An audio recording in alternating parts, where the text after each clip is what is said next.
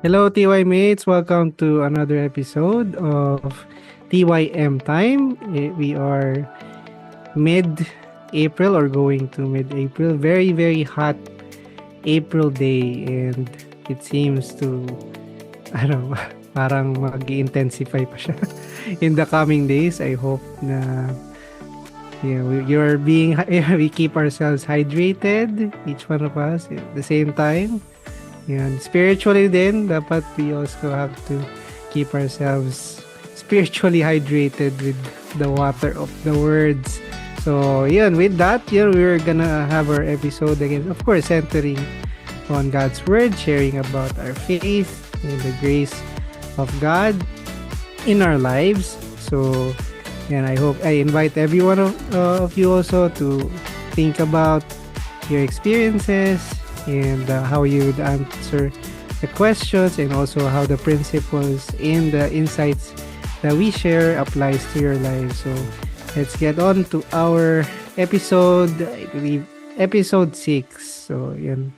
So again, I'm one of the hosts, Minister Jervin, and we have Doc Isa. Hello, TY So, mate. Hello, Mr. yan. Pain. Okay naman po kayo, hindi mo mainit sa lugar. Hindi naman, thank God. Kasi medyo likod siya ng sunlight. Yeah, may nagko-cover. And dito, sa place ko kasi yung certain time na tutok yung araw sa so medyo mainit talaga siya. Ayun, pero ayun, we will, whether sunny or rainy, we want to keep on with our faith. And yun, sa TYM time din, we want to, of course, we want to be consistent as well. So let's get on for our episode. So um I'll share the title first, and then yung question natin for this week's episode. So title is Do the Work You Should Do After Learning It First. Do the work you should do after learning it first. And our question para sa ating warm-up, to get our thoughts and our hearts going. The question for all: can you share an experience in which you excelled at something you once thought was impossible but achieved after practicing many times? Can you share an experience in which you excelled at something you once thought was impossible but achieved after practicing many times? Doc, may naisip na ba kayo, or Sobrang una dami. na yun? Marami. Sobrang dami. Siguro yung number one is mga physical things. When I entered my PhD, I never thought na, alam mo yun, yung kakayanin mo, ganyan kasi scary, especially sa data science. So, ang daming programming doon, daming coding, theory. But And then additionally 'no, nakaka-pressure kasi yung mga kasabayan ko pumasok, they're all may formal background sa data science compared to me na parang, okay, may experience lang ako nagko-code, ganyan, nag-a-analyze ng data. So, para sa mga bagong TY mates natin I'm Doc Isa because I have a PhD. So, ang isang field ko is data science. So, ayun, sharing that na alam ko na parang ako yung pinakawalang formal background sa data science when we entered. I work hard, I studied a lot. Kumbaga yung effort nila siguro 3 times ko. So literally parang 3 times of their study time yung study time ko. I felt like that, 'cause, sila alam na nila and for me, bago. So, I have to work double time, triple times ng effort. So, but then again, after some time, we realize na yung mga hindi natin alam, alam na natin. So, I'm not saying na I'm very, very excellent now at the moment, but I think, kung meron akong gustong gawin, there are a lot of times na hindi ko na kailangang mag-Google bago magawa, parang gano'n. So, same with the sports, no? Like yung mga fear natin sa bola, yung mga volleyball, But since we are having training with our coach at NTGM, no, sa volleyball, so we were trained how to receive the ball, how to serve the ball, and how to return it, yung mga ganyan. So it becomes enjoyable and nakaka-relax na siya compared sa before na takot ka kasi feeling mo impossible. Now it's relaxing. So it feels like um yung iniisip natin na feeling natin it will be impossible, it's like putting limitations on ourselves. And I realized that what our sermons that what the sermons that we're listening at sinasabi sa amin, sinasabi sa messages na really um we can do a lot of things. We can make impossible things possible. And I realized that when we are thinking that things are impossible, we are just like putting limits to ourselves, which is kaya naman palang gawin by just repeating a lot of times and practicing many times. So, yun, Mr. Jervin, dami kong nasabi. Okay lang. Parang marami rin ako naisip eh sa end ko. Yung TY for sharing. For people out, parang from the perspective of someone looking from the outside. Parang sa inyo, Doc, parang sobrang easy lang, no?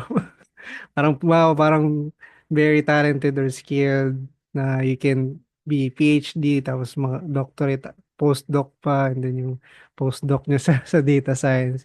Parang it seemed na parang you went through it very easily, pero as you shared nga, you double, triple yung effort. Yun yung mga parts na I think unless, it's us, nobody else really knows yung mga part of how we go through. And sa end ko naman, yun, actually sports din, one of the things natutunan ko rin sa MTGM, like volleyball, and soccer as well. Volleyball, there's a funny story in my elementary. Kasi usually may mga sports events sa school.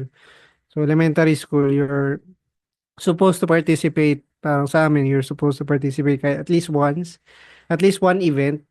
And parang yung volleyball yung um, madaling salihan. So, actually, hindi ako yung nag-decide, yung teacher na nag-decide kasi wala talaga akong gustong salihan na kahit ano. So, pinasok lang ako para dagdag lang dun sa lineup. Kumbaga. Pero I'm not really supposed to. Ang requirement lang nung school is dapat each player should at least get a few minutes of playing time if they're not really gonna play a lot. So pinasok ko pero I was really kasi wala talaga ako alam about volleyball. So I was really afraid and then nagtry pa nga ako magtago.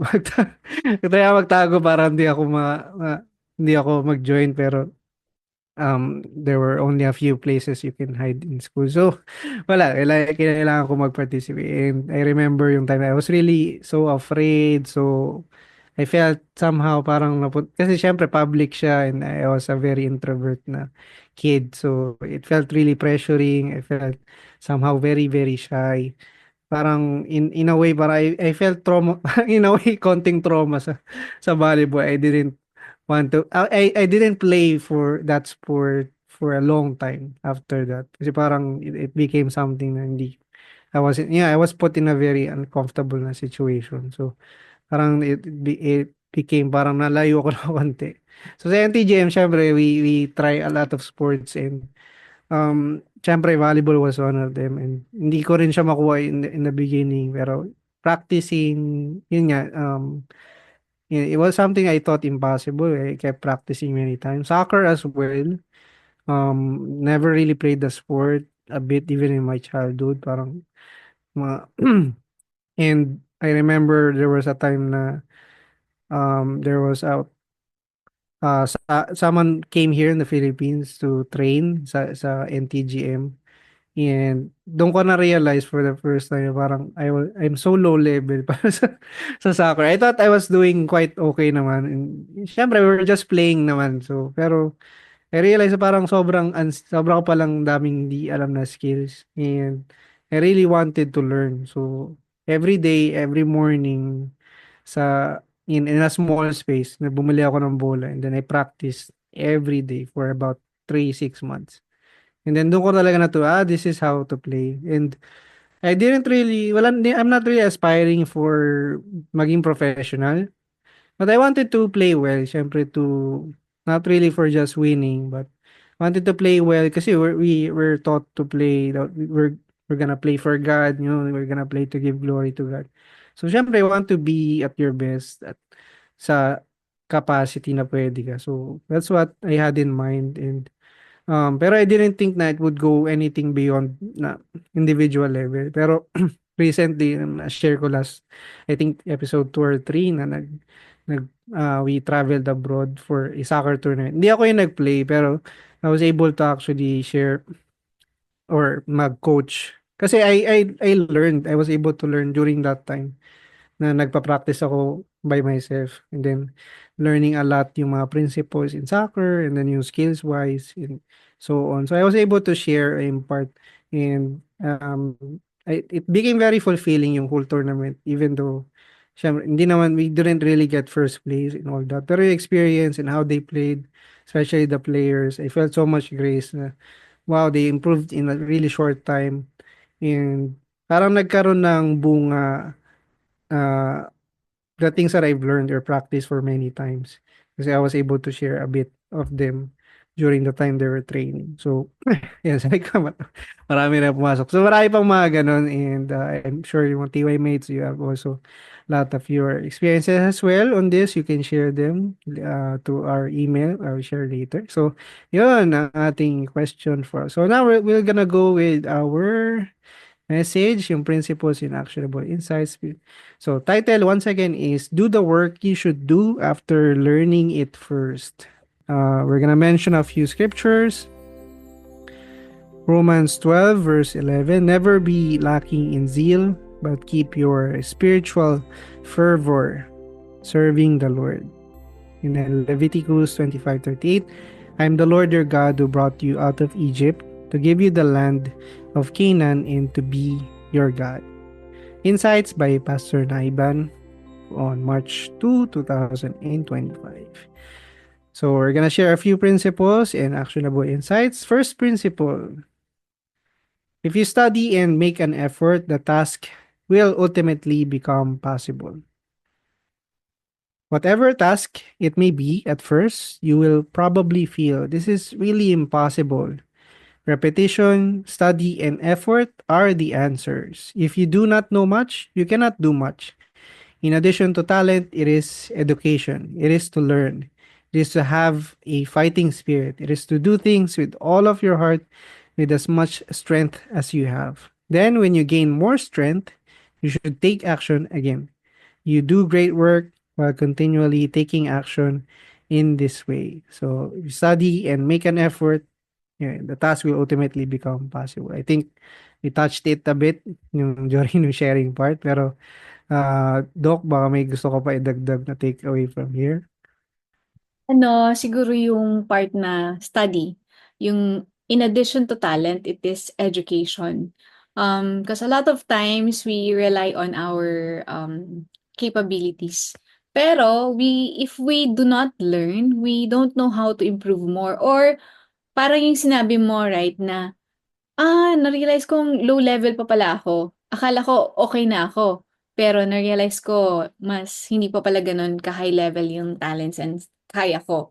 So, for me, yun yung isa sa mga, well, there are 2 points here, repetition, and the other one is study. So, parehas na nangangailangan ng effort. So, for example, for me, example ko lang, um, we really want to pray, 'di ba? We are having like a conditional prayer how many days? Let's say for example 21 days. And then we really want to pray deeply. But for example, ang goal natin is mag-pray before the world gets noisy. So we pray at 4 or 5 or 6 a.m. Before that, no, mga katiway mates. So, but of course, kung magse-set tayo ng time na gusto nating mag-pray, but we do not study ourselves, 'di ba? Baka magtaka tayo na bakit kaya hindi ako nagising? Gusto kong gumising sa ganitong oras, right? So, Siyempre, if you want to have that kind of repetition, we also need to understand yung body natin. Ano ba yung body clock natin? Baka we're setting time na against pala sa body clock natin and it turns out hindi natin nagagawa. So eventually, give up na lang tayo, 'di ba?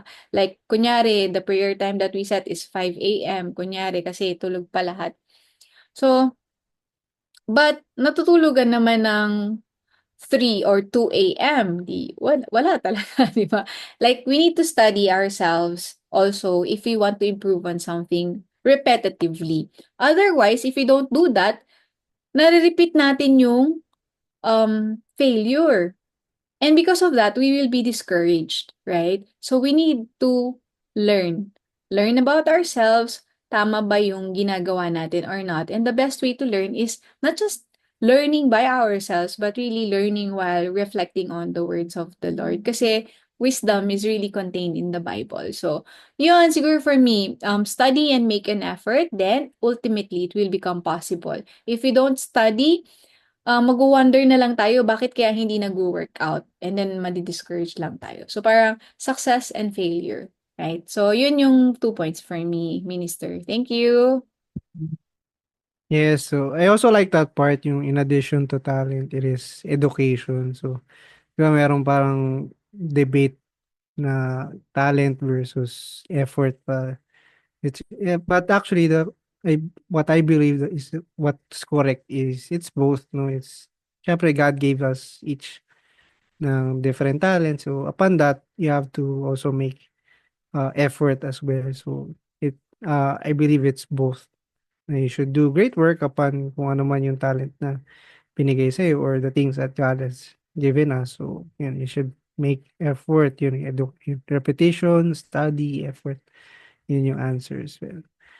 Yes, so we'll proceed to the next na principle naman. The ones who have done a lot will do things in big ways. They will succeed greatly.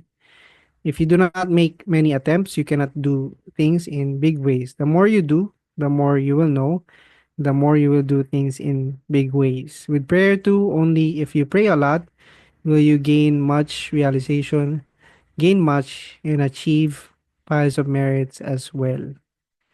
And so for me on this one, doing a lot of things, and if you do a lot, you do things in big ways. So it's about consistency. Yun yung parang what yung tumatatak sa akin or yun yung parang pinaka-takeaway ko sa akin. When it comes to making things big, especially when we think, oh, I want to do something big or I want to gain big things, we usually think na how can we get it in one go? Parang how can we do it in as quickly as possible. Pero actually, when it comes to a lot of big things, if you want to really gain big things or magkaroon ng kumbaga great success, it's about doing it a lot, no? Doing many attempts, so it goes with prayer, with faith as well. Prayer, want to be able to really pray well, then we have to really do it a lot. With comes to the word, di ba? We have to learn the word, listen to the words a lot. So those things. So for me, and consistency. If you do it a lot, then you can make big things or gain great things. So Doc, kayo?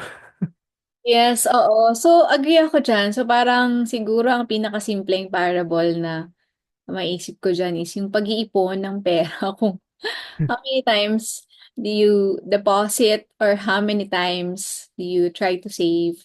Siyempre, lumalaki din yung saving mo. Pinakasimpleng parable, no? But I want to add, from another perspective kasi, when we do a lot, ibig sabihin, we have done different methods. Siguro, yun yung ma-add ko.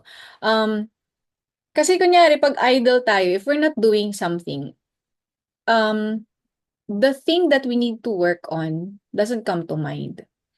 Pero once we start doing something, ang daming lumalabas sa mind natin na, kailangan pa pala tong gawin, kailangan pa pala tong gawin. And the more that we do things, the more that we are realizing different methods to do the work. So, that's why when we do a lot, it means then na from another perspective, we can see more methods na possible. and we can test them. It doesn't mean na one go, successful na tayo, right? But we can test different methods. And the more methods that we test, mas marami na tayong nafi-filter na, ito pala mag-work sa ganitong moment. Ito pala mag-work sa ganitong circumstance. So eventually, when things come, the more work to do, there are work or opportunities that are coming our way, alam na natin yung method. And turns out, nagiging big na yung nagagawa natin. We're doing big things. Kasi, and then also, in a short amount of time, ang laki na ng, I mean, marami na tayong nagagawa because we already have the methods. So, yun, big things and big ways, um, those could also be seen from that perspective na when we know already what method works, then mas madali na lang siya. And eventually, mas madali sa atin yung gumawa ng bigger things and also in big ways. So, yun, for me, means Yes. Yes, I agree on that.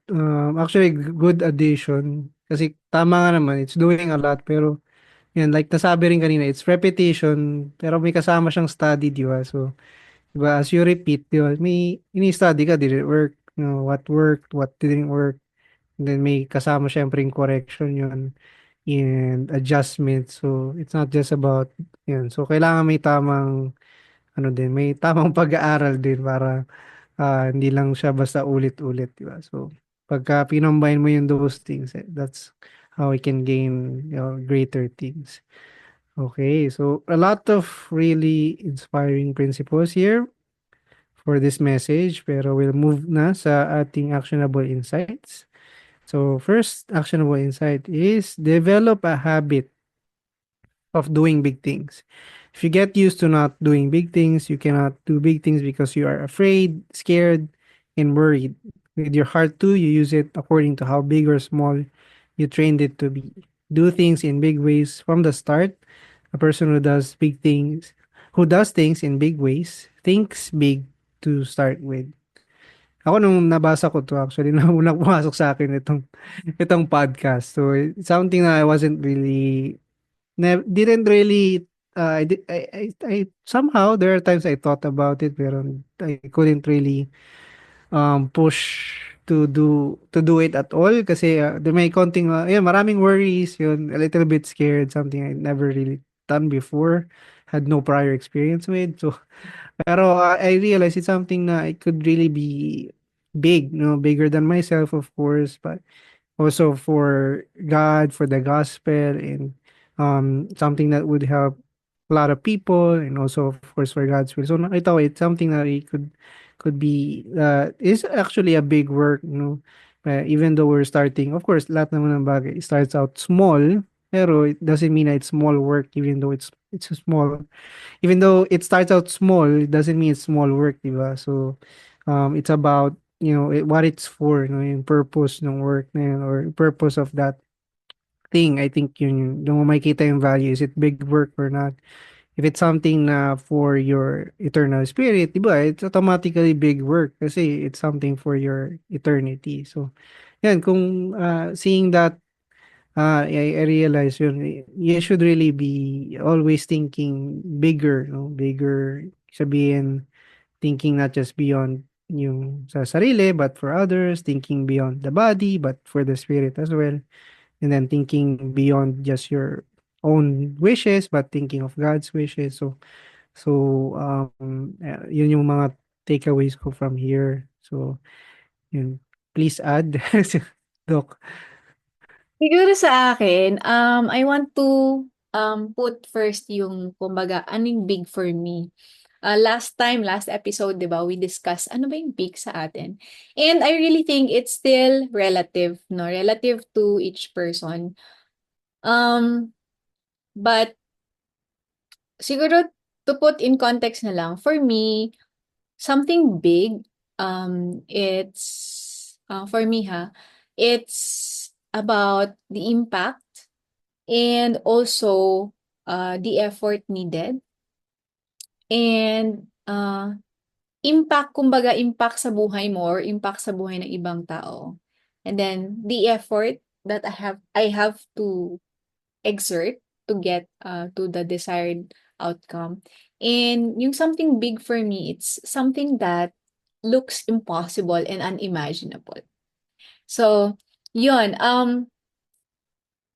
And again, siguro I've been used to exerting a lot of efforts.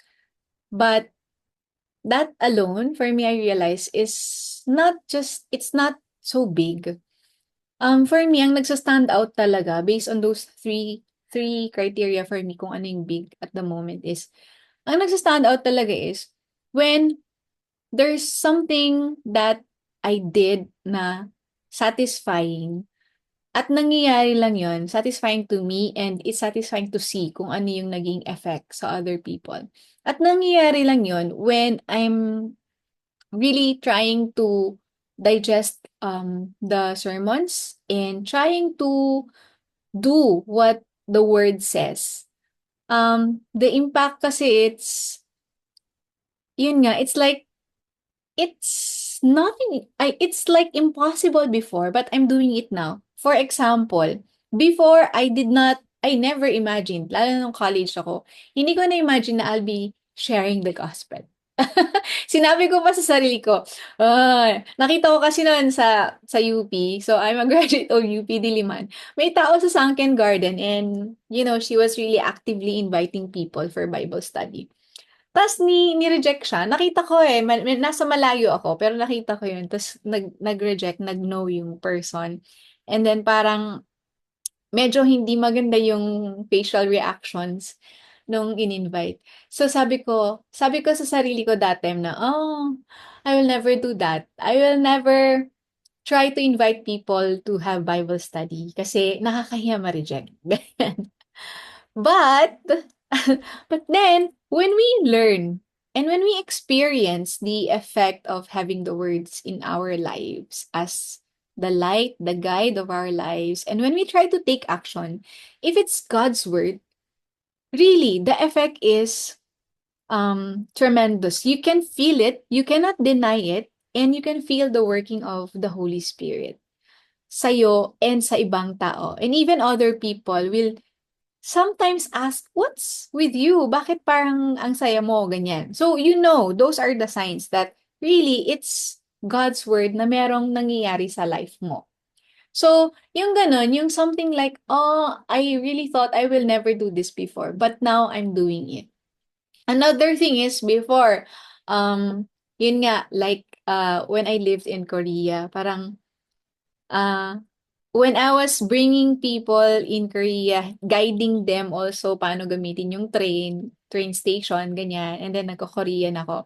That's also something I'd never imagined I will do. And I will spend my personal money on. Yung mag-guide, mag-help ng people. But the fact is, that kind of action, helping other people, siguro yung mga katiwai mates natin, no, yung even the act of helping others during disasters, no, yung mga magbigay ng relief, Mm. tulong, iba yung impact sa'yo, iba yung impact sa ibang tao. And generally, it's so satisfying. It feels like there's meaning in our life. For me, these are the things that are big.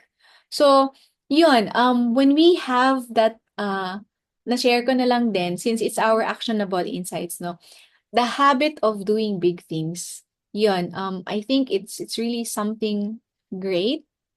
And, there are a lot of things that even before we did not imagine na magagawa natin or gagawin natin. But with our efforts, with our actions, and with the help of God, with the grace of the Holy Trinity, we are able to do it. So developing a habit of doing big things, it's also something that we can ask help from the Holy Trinity and pray for. So, yun lang for me, Mjers. Ang dami ko yatang sinabi, but I hope something was caught there. Marami namang grace din. So it's very thankful for that. And same actually for me. Na ganun din, I didn't also imagine I could be someone who could share the gospel. Ma I would go on a day not really talking to a single person. May ganun ako na And Wow. then I would be fine. Buong araw na. I grew up in a way kind of like that. So, never thought I would actually go out of my way talking with people. Yung na-share ko last episode, even trying to speak on a train. So, mga ganong experiences. But, yeah, and also very, yeah, it's relative nga for each person yung what's big and small. Pero, ayun nga, there are metrics na pwede nga natin gamitin. So, yung impact, yun, ano yung impact for who are we doing it, for what, so yung purpose nga na banggit ko yun. So, I think those are things na we can look for, and contemplate, something na we could reflect upon sa life natin when it comes to doing big work. And yung last na actionable insight, yung number three, uh, or yung second one I'll share, listen to the word and take action on the things you are inspired by. Investing in faith does not require money, it requires effort. It requires investing time. It requires taking action properly according to the word in the Bible. You should listen to the word, pray, receive the Holy Spirit's inspiration, and take action. John chapter 1 verse 1 said, "The word was God." Therefore, if you lose the word, you will lose God. It is to take action to the end with faithfulness. So, paano naman natin to apply sa ating life? Sa, um, yan, investing in faith does not require money. It requires effort and time. I believe that's true. And from my own experience in life as well, I could definitely attest to that. So, um, but it's what one thing I guess I want to really, one thing I really felt, throughout my life is investing in faith is important. It's important as the things that we're trying to invest on sa life natin, like housing and wealth, savings, life insurance, and all that. Those are of course important as well. Pero investing in faith really, or investing in yung spiritual life, investing in your relationship with God, I think those are really important things. So for me, ang isa sa mga actionable, or how do I apply it, or how do I want to apply it in my daily life. For me kasi I really feel how important yung spiritual life it is, yung purpose natin on earth, purpose natin to live. I feel really strongly about that na do we live para lang kumain tayo? Di ba? We work every day, we study so that we can work, and then we work para may money, and then we have money para so that we can eat. Parang yung ba yung pinaka-end point and destination. I thought about that a lot, in my youth up to now, and I felt na parang it feels empty kung ganun lang siya, no. So realizing na we were created by God for something so much bigger than that, no. We were not created to just merely exist, but we were created by God for God, no, for to be able to live with God for an eternity. So realizing that, I realized, oh, it's really important na not just investing for things on this world, pero investing on yung on our spirit, in our life. So I try to prioritize that, parang even if kailangan kong mag-adjust on some things when it comes to yung schedule, like my time, things I have to, syempre we all have responsibilities and so on. So paano mo i-balance everything, while prioritizing or centering on faith. So I try to kaya na-share din kanina ni Doc na, di ba, we try to wake up earlier kasi nga kasi baga later within the day it's hard to pray kasi nga maingay na, and also you're busy na with a lot of other things. So yung mga ganong we would say as sacrifices. Parang pag sacrifices, it feels like such a heavy thing. Pero when we say investment, kasi it's for something much bigger. No? Of course, they're both actually investment and sacrifice. Pero what I want to say, it's something we should really see as positive. No? The things that we do for God, the things we do for faith, when we try to make them happen, I believe there are, one of the best value things that we have in our lives. So Yun, yun yung tinatry ko sa daily life ko to try to, may schedule, in terms of schedule, and even, yung, in terms of where do I put my money, where do I put my time, where do I put my effort, yung mga ganong parts na yun. That's it for me. So, ikaw naman, Doc, on this, insight. Ayun, so sa akin naman, itong listen to the word and take action on the things you are inspired by. So, siguro I'd like to, yes, it's correct. I agree na it's something that we should do. Why? Because if we have faith only in our hearts and in our thoughts, um, yung faith natin eventually mawawala eh. Kasi if we don't take action. Why? This is something that I realized long time ago na din through experiencing, no. When there's a word provided or given to us through the sermon. And when I try to take action kasi, um, nakikita mo yung result. For example, eto mahirap siyang concept na i-explain, but I'll share an example and experience.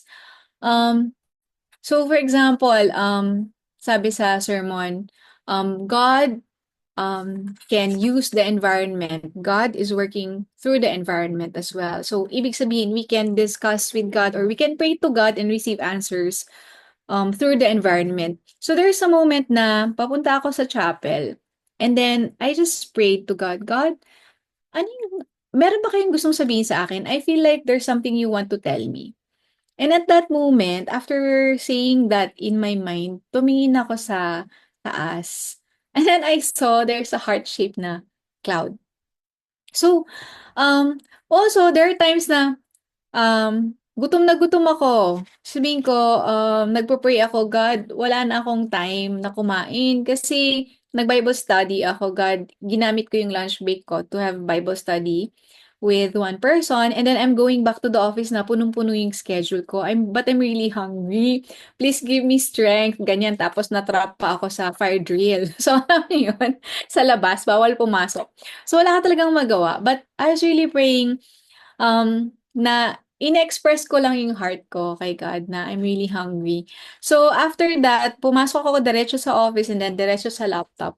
And then after some time, may kumatok sa door ko. And then without looking kung sino yung nandun sa door, sinabi ko lang, hi, ganyan. Kasi nag-hi sa akin. Hi, miss. Sabi ko, hi, ganyan. Tapos sinabihan ako na, miss, tumingin ka naman. Ganyan. Tapos pagtingin ko sa door, sorry, I'm really busy. Ganyan. Pagtingin ko sa door, may mga hawak na pagkain.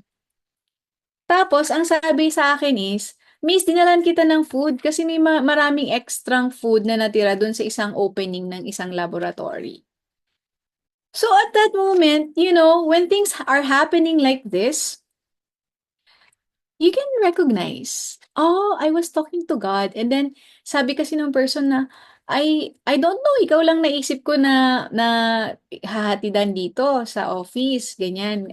Kayo lang dalawa ni Father, ganyan. So, I was really amazed. So, when we take action, basically what I'm trying to say is, when we take action on the words and when we converse with God while doing so, we are creating our own stories. You don't know how God will create a story with you.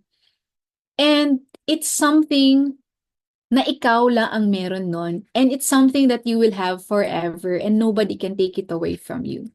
So for me, these kinds of memories and stories with God while taking action on the word, these are treasures na hindi siya mananakaw ever compared sa mga gadgets or anything treasure that we have. Pwedeng manakaw yan or mawala, right? But the memories, as long as we keep it, they will never disappear. And this will make us deepen our faith. We will have what we call the living faith, diba? Realistic faith or faith in reality. It's not conceptual faith na ini-imagine lang natin. So, I think when we take action, when we listen to the word and take action on it, we are actually deepening our faith, investing in our faith because we are making it real. Nagiging real yung faith natin so that we are we are not living a separate life of faith and a separate life ng buhay natin. Kumbaga, hindi separate yung buhay natin, our daily life, sa buhay natin, our life of faith. It becomes one. So, yun for me. And I think that's how I've invested in my faith so far. I'm not saying I'm perfect. I have a lot of things to learn and to take action on. But yun yung effect na nakikita ko. That's why we need to take action. So, yun for me, Mr. Jervin. Thank you. And yun, how do I apply it to my day-to-day life? Same. I really am praying that I will never separate my faith sa life ko. Meaning, I'll always have my life of faith in my daily life. Para hindi tayo mapariwara, no? Even when we are receiving blessings or we are suffering, at least we still have that guide. No, and that faith can only be there if we already invested in it by taking action. So yun, thank you. Anyway, thank you. Amen. Yeah, so when we say the word investment, di ba, you're putting in something for to gain something greater. No? And I think with all investments, they of course promise greater gains, more more than your investments. Yun naman yung lagi yung promise. But I think the only one who can really guarantee na, on that kind of promise is really God. No, we have experienced it na when we do things for God, di ba, God also does things for us in return. And as na-share nga ni Doc, di ba, yung stories, memories that we gain, there are things na hindi mananakaw, no? Things na, that we will always be with us. So, they are, eternal na investments. And yun nga, may feel mo yung reality of yung faith, which is, faith talaga is about living together with God, right? No, it's hard pag when you live with someone pero hindi mo na i-feel na na you are really living with that person, right? There are people like that, di ba? They're living in the same house pero they don't really feel like they're living together, kasi they're not having connections or stories. So I believe it's the same with faith. Even if we believe in God, it's really important yung meron talagang actual na connection. So very important talaga na through the word, the God that God gives, we take action on that. Yun yung investment natin. Yun doon natin may feel yung gratification of having faith. So, yun ang ating segment for the actionable insights. Now, last is ito na yung final segment natin. How can your TY mates help you this week? So, mauna, Doc. Okay, how can we help you this week? Ah, same. I think it's the same. Usual naman prayer, no?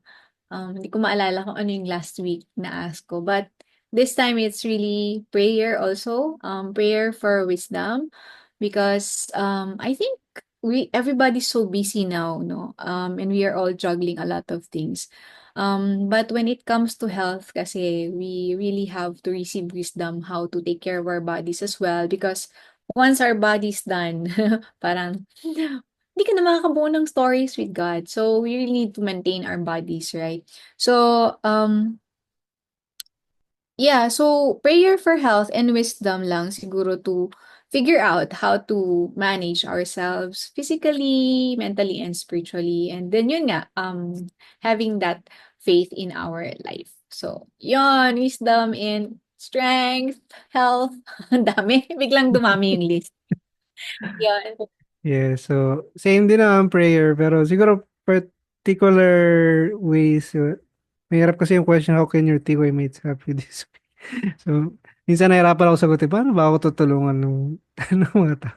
Siyempre, prayer is one of the things. Siguro one thing we can share on this part or segment is yung siguro mga struggles, recent siguro struggles we have, things we need more prayers on. So, mga last few episodes before, may mga sakit-sakit.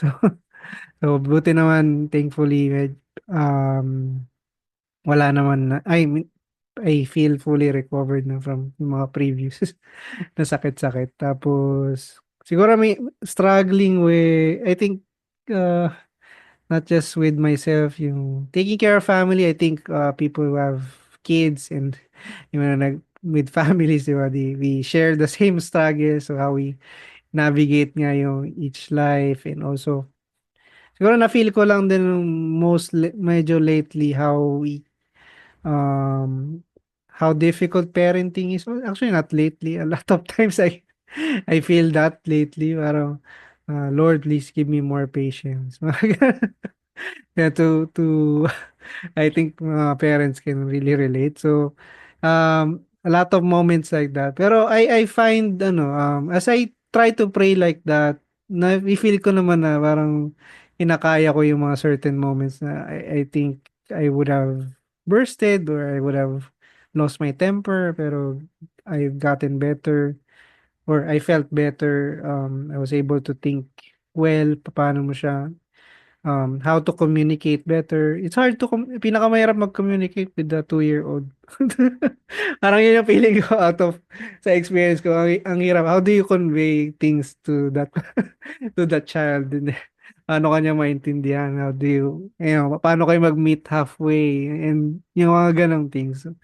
It's hard, pero at the same time, it's also fun kasi there are new experiences na I've never actually experienced before, and you see what works, you see what doesn't work, and you try a lot of things. Actually, yung naisip ko rin a lot throughout this write-up din yung part na yun, yung what works out, what doesn't work out. Every day, maraming, maraming, parang ang dami ko natatry. Dami namin natatry talaga. So, ayun. So, hopefully, yan, prayers to, of course, be better. Of course, be better for family and for mga things to do at uh, in yan daily navigation ng life.